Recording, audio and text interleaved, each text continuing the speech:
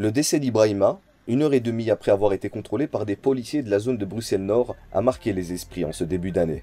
Pour les proches, c'est encore plus difficile. Cité 24 a rencontré des témoins et amis du jeune homme qui ont accepté de témoigner de façon anonyme, là où ont eu lieu les faits. Nous ne montrerons donc pas leur visage. Il a couru en bas. Il a descendu par là, vers les escaliers, sur la trottinette. Les Hanouches, ils ont sauté de là-bas. Hein. Ils ont sauté et l'autre, il est parti là, sur le taxi là. Il est parti par là-bas. Les deux autres l'ont poursuivi par là. Ils l'ont suivi par là, ça veut dire les têtes qui sont passées par là. Les caméras les ont vues, t'as capté. Bah ouais, il y a des caméras, mon pote. Si tu veux, il y a des caméras. En bas ici, il y a des caméras, mon pote. T'as capté le truc de l'air qui est là-bas. Et au but poste là où il est parti encore, il y a des caméras, frère. T'as capté ce jour-là.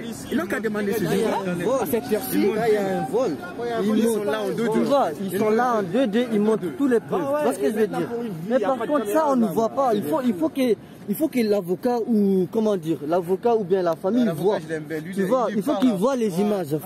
Il faut qu'il voit les images. Si on ne voit pas les images, on ne peut rien savoir. Ça veut dire qu'ils ont fait vraiment exprès de le tuer et nier tout à faux. Tu vois, il faut la justice pour Ibrahima. Un des témoins l'affirme, il y avait 4 policiers qui avaient pris en chasse Ibrahima, en courant. Ils étaient divisés pour pouvoir le prendre en tenaille. Ibrahima, lui, avait tenté de fuir en empruntant des escaliers. Sans succès. Le témoin explique ce qu'il a observé. Il y avait 4 Hanouches qui étaient derrière lui, 2. 4 policiers? Ouais. Il y a 2 qui est descendu, les 2 autres l'ont poursuivi par là parce qu'il a couru vers le truc à plus, t'as capté. Ouais. Et bien, les 2 autres l'ont poursuivi par là-bas et l'autre, il est parti de ce côté-là, vers la gare. Et ouais. tout, donc, pour le contourner. Ibrahima, quand la police a voulu l'interpeller, lui, il a couru. Ouais. C'est ça que tu dis, hein? Ouais. Et il y a 2 policiers qui sont partis à gauche et 2 policiers qui sont partis à droite. Un seul qui est parti à droite par là. Un seul qui est parti à droite. Les 2 autres le suivi à courant. D'accord. Et le dernier policier, parce que tu me disais à 4. L'autre, il était à haut ici, l'autre. Aussi ici. Ouais. D'accord. Donc ils étaient 4 policiers. Ouais. Ils étaient à pied ou en voiture Ils étaient à pied. Tu vois, moi tout ce que je sais, genre, tu vois, ce que j'ai entendu dire, après il est passé par là en courant vers Isère, en criant à l'aide, à l'aide, à l'aide. Ouais. Après il a attrapé à Isère, ils l'ont frappé là-bas aussi, ils l'ont ramené au Communico, c'est là qu'il s'est passé. Tout comme le frère d'Ibrahima et Alexis de Zouave, avocat de la famille du défunt, les témoins et amis que nous avons interrogés l'attestent eux aussi. Ibrahima était en bonne santé. Au niveau de sa santé, il avait rien. Il avait rien, il était avec nous tous. Je dis pas tous les jours, mais souvent il était avec nous. Un des 3 jeunes témoins affirme qu'Ibrahima était de tempérament gentil, non violent et pas provocateur pour un sou. Il le voyait souvent. C'était le mec le plus cool du quartier. C'était le plus gentil. Tu l'adresses pas la parole, il va jamais t'adresser la parole. Tu vois, je sais pas pourquoi ils ont fait ça. Un deuxième témoin ne peut affirmer qu'Ibrahima était en train de filmer la police au moment où ceux-ci ont voulu l'arrêter, car il était trop à distance d'Ibrahima à ce moment-là. Il n'a vu que la suite, la poursuite des policiers. Ouais, ça j'ai entendu, mais je ne l'ai pas vu, mais je l'ai entendu. Parce que moi j'étais en bas, t'as capté. Ouais. Et lui, ils étaient vers là et tout. Mais sûrement, ils ont dit qu'il filmait la police. Ouais, mais parce qu'il avait même laissé son reste, non? Il avait laissé son téléphone. Parce qu'il a couru, l'autre il a laissé son téléphone, je sais pas même quoi. Et ils l'ont couru, ils l'ont suivi à 2. Mais l'autre il était parti, c'est bien. Manifestement triste de ces événements, il salue la mémoire d'Ibrahima, tout en demandant que justice soit faite. Son âme, comme dit, et il faut la justice. Il demande rien que la justice. Les meurtres, on veut qu'ils soient punis par la justice, par la loi. Il va être puni, c'est obligé, parce que c'est une vie à mon pote. Unanimement, les témoins affirment ne pas se sentir en sécurité face à la police. Ils estiment qu'une certaine impunité judiciaire existe, selon eux, pour ce qui est du jugement des policiers. C'est pas normal, c'est pas normal. Normalement, c'est la police qui doit nous protéger. Normalement, c'est eux qui doivent nous protéger. C'est pas. Maintenant, c'est eux qui deviennent les criminels. Ils disent plus de police, moins de criminels. Mais plus de police, plus de criminels. Si j'ai bien compris la phrase. Tu vois ce que je veux dire, Rafo? Aujourd'hui, le monde devient bizarre parce que on est maltraité par la police et la justice nie le fait. Tu vois, la justice les protège. Ça, c'est pas normal.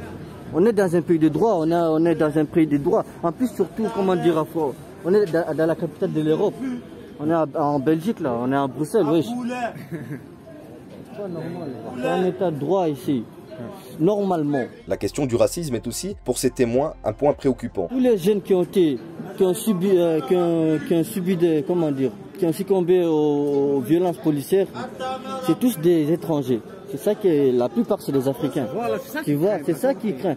On n'a jamais entendu un Jean-Claude ici, un Blanc, un Albert qui s'est fait tuer par la police. Non, non, personne n'a entendu ça. C'est toujours des Africains, des Asiatiques, enfin les étrangers, on va dire en général, tu vois.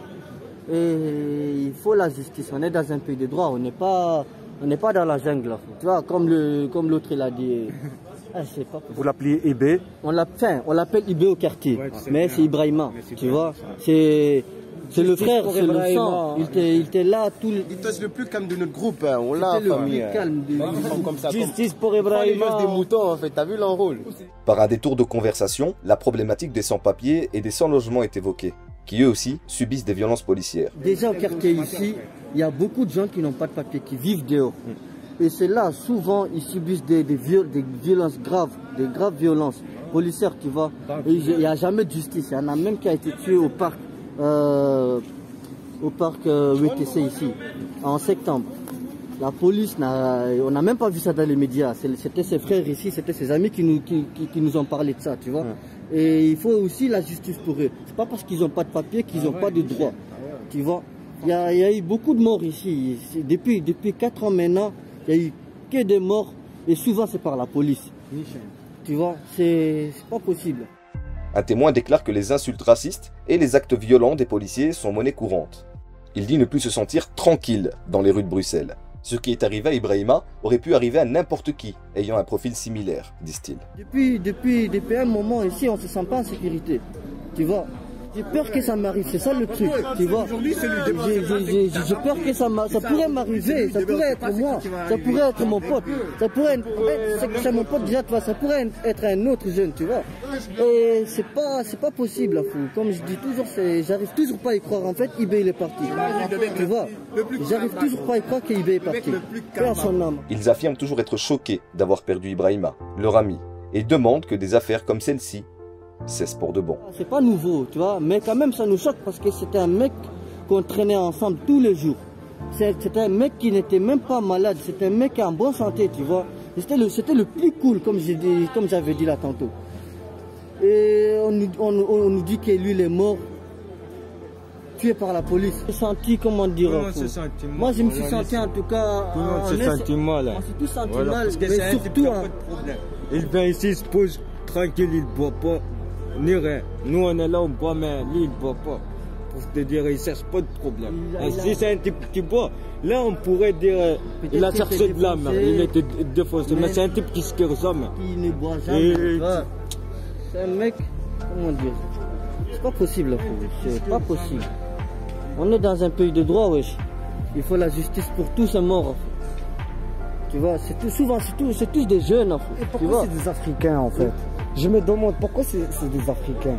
La plupart c'est des Arabes, des Noirs. Vous dites la police? Ouais, non, la justice, là, les gens qui sont morts, là, la plupart c'est des Africains, tu vois. Ouais. La plupart, on a des Brahima, on a des Marois, on a des... Tu vois ce que je veux dire, ces questions? Il faut arrêter ça.